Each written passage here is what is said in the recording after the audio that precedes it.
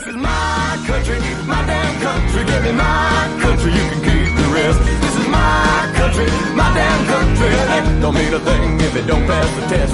If you ain't never spent a single night in jail, then get another job and I'll see you in hell. Morning guys, what's going on? I have an article here for you today. This is a good one. This is a pretty interesting one, and I think you guys are going to be happy to hear this. So non-English speaking migrants catch on quickly to Aussie lingo. So it was a really good article talking about how migrants who come to Australia and don't speak English as their first language actually pick up slang terms and slang expressions in Australian English, the kind of Aussie lingo that Aussies use, faster than English-speaking migrants who come here. So let's check it out.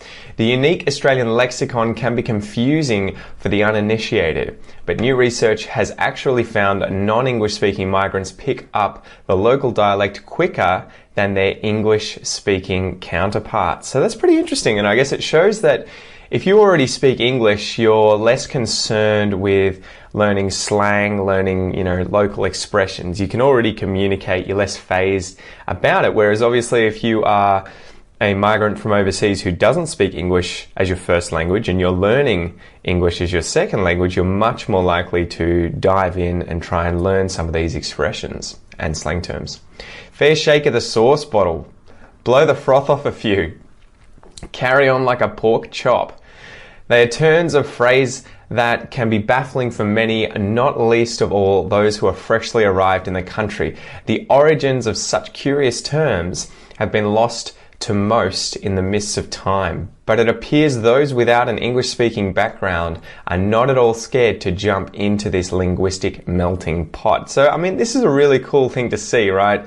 Because as an English teacher and as someone who teaches Australian English, I'm always encouraging my students to learn Australian slang, to learn Australian expressions, to really dive in and absorb the culture and try and be like the native speakers. Obviously, you're never going to be a native English Australian speaker, right? You weren't born here, you don't speak it since you were a baby, you haven't spoken it since you were a baby, but it means a lot when you try and dive into the culture, when you try and pick up these slang expressions, when you try and learn these slang words and vocabulary, and you really try and take this culture on as your own, right? It means a lot to us, and I think it's the same anywhere, no matter where you've migrated to.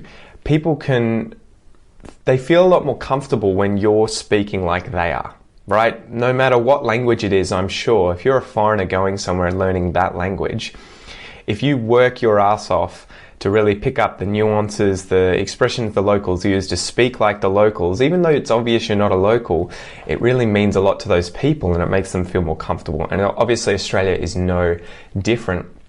So researchers at the Australian National University School of Literature, Language and Linguistics have found that migrants learning English as their second language use these Aussie words and phrases at the same rate as Australian-born people. Wow, that's really cool.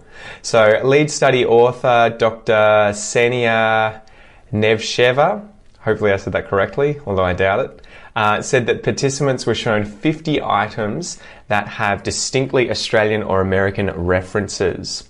All of these objects have different names in Australia and Australian and English and American English. For instance, the ice cooler. You would call it esky in Australia, and Americans would probably call it a cooler, or lollies and candies, flip-flops versus thongs, and so on and so forth, she told SBS News.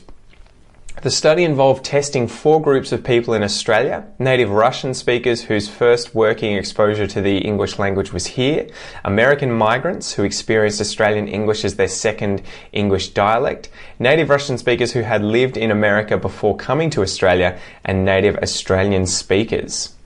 It's interesting that they just kept it to Russians, though I guess you want to control for everything like that.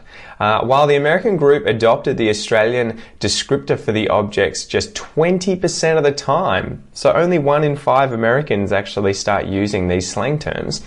As many as 8 out of 10 Russians speaking English as their second language opted for the Australianisms. That's brilliant. So almost 80% or 80% or more, right? Their language was actually more malleable than that of native speakers in English, the American English speakers, because they acquired and used more Australian English words. There is no such an emotional connection. There is no such emotional connection to words for the second language speakers. So they're obviously not too phased with holding on to the original word or whatever. They'll let it go and they'll pick up the new one. It's all about communication. They use the words that first come to mind.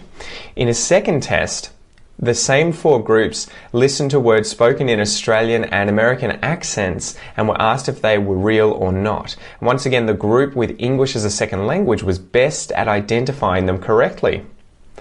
More evidence of their ability to adapt. Wow. And what of Dr. Nesheva's own linguistics preferences when it comes to the local dialect? My favourite Australianism, I think, is lollies. She laughed. I like the word lollies. I like the way it sounds. Anyway. Really cool article, guys, really cool article, and this is obviously evidence, this scientific study is obviously evidence that you guys can learn slang, you can learn slang expressions, and in fact you're more likely to learn these slang expressions and really absorb the culture that you dive into, that you migrate into Australia. You're more likely to pick it up than native speakers of English from other countries, and that's a 20% to 80% difference. So that's pretty crazy, right? 4 out of 5 of you are likely to pick up Australianisms, Australian slang, whereas if you're from America, Britain, New Zealand, only 1 in 5 people are likely to pick up Australianisms. Anyway, I hope you've enjoyed this one, guys. It's an interesting article. Check it out, have a read, and I'll see you soon. Peace.